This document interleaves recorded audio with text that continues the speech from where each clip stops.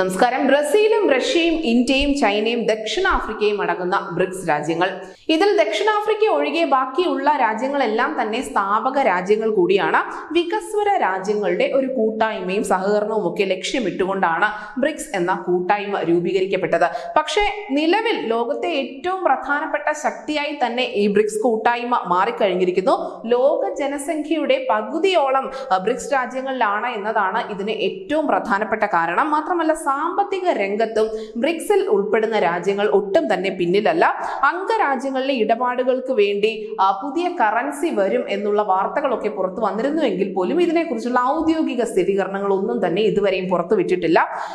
ഈ ബ്രിക്സ് കൂട്ടായ്മയിൽ ഇതുവരെ ഉണ്ടായിരുന്ന രാജ്യങ്ങളുടെ പട്ടികയിലേക്ക് പുതിയ കുറച്ച് രാജ്യങ്ങൾ കൂടി വന്നു ചേരുകയാണ്. 2024 ജനുവരി 1 തീയതി മുതലായിരിക്കും ബ്രിക്സ് കൂട്ടായ്മയിലെ രാജ്യങ്ങളുടെ എണ്ണം ഇരട്ടിക്കാൻ പോകുന്നത്. UAE, Saudi Arabia, Egypt, Iran, Ethiopia എന്നീ രാജ്യങ്ങളുടെ അംഗത്വമാണ് ജനുവരി 1 തീയതി മുതൽ തന്നെ പ്രാബല്യത്തിൽ വരുന്നത്. കഴിഞ്ഞ ഓഗസ്റ്റിൽ 6 രാജ്യങ്ങൾക്ക് ബ്രിക്സ് കൂട്ടായ്മ ഒരു ക്ഷണം നൽകിയിരുന്നു. ഈ ക്ഷണം നൽകിയതിൽ അർജന്റീന മാത്രമാണ് ക്ഷണം നിരസിച്ച് തങ്ങൾ ഇപ്പോൾ ബ്രിക്സിലേക്ക് ഇല്ല എന്നുള്ള ഒരു നയം വ്യക്തമാക്കിയത്.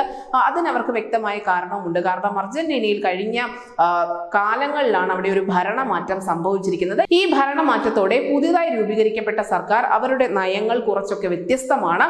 അതുകൊണ്ടാണ് അവർ നിലവിൽ ബ്രിക്സ് കൂട്ടായ്മയിലേക്ക് ഇല്ല എന്നുള്ള വാദം നിരത്തുന്നത്. എന്തായാലും ബ്രിക്സിൽ അംഗമാകുമെന്ന് UAE നേരത്തെ തന്നെ സൂചനകൾ നൽകിയിരുന്നു. അതേസമയം സൗദി അറേബ്യയും UAEയും ഇറാനും എല്ലാം ഒരു സഖ്യത്തിലേക്ക് എത്തുമ്പോൾ, ഒന്നിച്ചു നിൽക്കുമ്പോൾ ആ ഗൾഫ് രാജ്യങ്ങൾ അമേരിക്കയെ കൈവിടുന്നുണ്ടോ എന്നുള്ള ചോദ്യം കൂടി പ്രധാനമായും ഉയർന്നു വരുന്നുണ്ട്.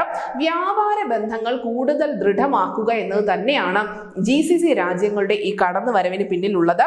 ചൈന, ഇന്ത്യ, റഷ്യ തുടങ്ങിയ വൻ രാജ്യങ്ങളുമായി സഖ്യം ഇതിന് വളരെയധികം ഉപകാരപ്പെടുമെന്ന് തന്നെയാണ് ഈ ഗൾഫ് രാജ്യങ്ങൾ കരുതുന്നതും.